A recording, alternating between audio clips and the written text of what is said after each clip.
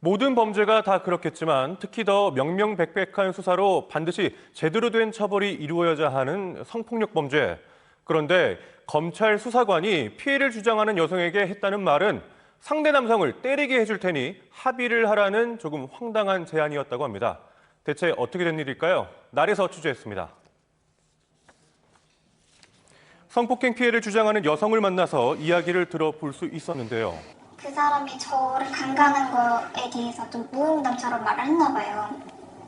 그때 저랑 술을 먹었는데 자기가 나갔다 오니까 잠이 들었대요, 제가.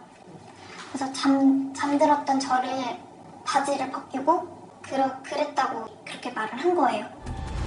자신도 모르는 사이 벌어지고만 끔찍한 일.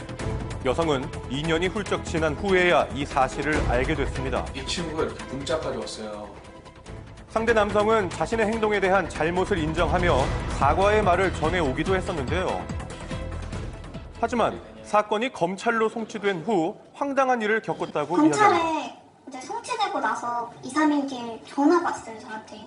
피해자가 자백하지 않는 이상 불기소가 될 것 같대요. 솔직하게 말해봐라. 너 솔직히 돈 받고 싶어서 그랬지? 막 이런 식으로 얘기를 하는 거예요. 누가요? 수사관이요. 이 사건을 담당한 검사의 수사관이 그랬다는 건데요. 원래 수사관이라는 사람은 중간에서 피해자한테 합의를 주선해주고 그래요? 합의 추천해주고 그래요. 얼마를 받고 싶냐, 돈을 원하냐. 아니 얼마 받으면서 주려고 그러니까 얼마 그래 하고 싶어요. 그럼 해줘요. 그러니까 저는 싫다 그랬죠. 그러면은 그 사람을 때리는 건 어떻겠냐. 뭐 합의 조건을 물어본 거예요. 돈도 받고 때리고 싶으면 남자 얼마 믿겠어요. 그럼 그 사람이 네 합의 보려고 하는데 네 한 번 때리고 싶어 한다. 네 맞을 용기가 있나? 그러면 맞겠다 하면 때려도 되잖아요. 여성이 원한 건 합의가 아닌 범죄에 대한 확실한 처벌. 결국 합의는 없었고 사건은 증거 불충분으로 무혐의 처분이 났습니다.